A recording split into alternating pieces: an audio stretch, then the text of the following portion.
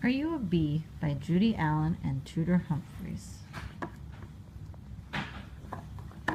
Are You a Bee by Judy Allen and Tudor Humphreys.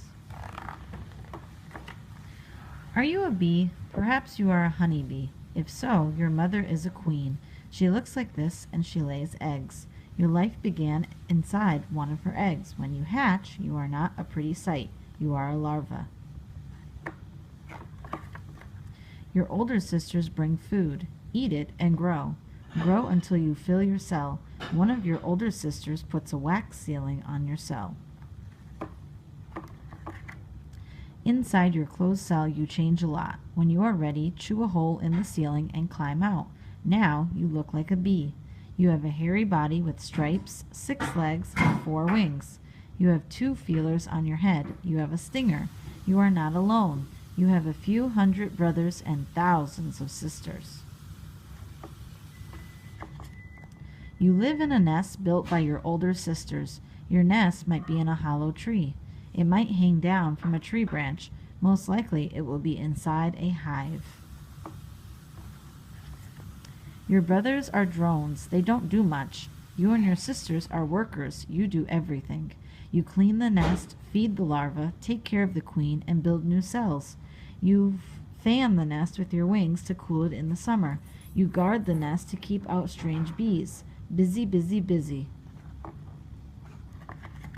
Leave the nest to fetch food from flowers. How will you know where to look? Your sisters will make up a dance to tell you. Watch the dance carefully. Don't worry, you'll understand it. You're a bee. There is a sweet liquid in flowers. It's called nectar, and it's hidden deep inside. This is not a problem. You have a long tongue. You can reach it. You always have a special stomach to carry it in. You'll get pollen dust all over you. Scrape it off with your front legs and put it in the pollen baskets on your back legs.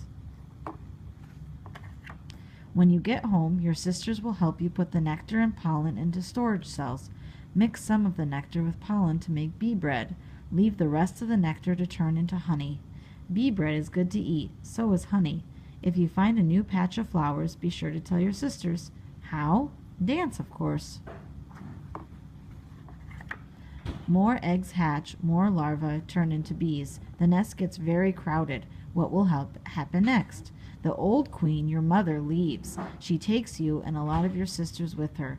Deep in the nest, a royal larva is hatching. She is in a different kind of cell, and she is fed rich food called royal jelly. When she becomes a bee, she is a young queen. She flies away and mates with drones from another nest so that she can lay eggs. When she flies home again, she will be the new queen. Fly with your sisters, follow the old queen. Stay together, you are part of a swarm. When the queen stops, swarm around her. Now you must build a new nest. But where? Maybe the queen will send scout bees to find a good place. Or maybe a beekeeper will find you and take you to an empty hive. Why is the beekeeper dressed like this?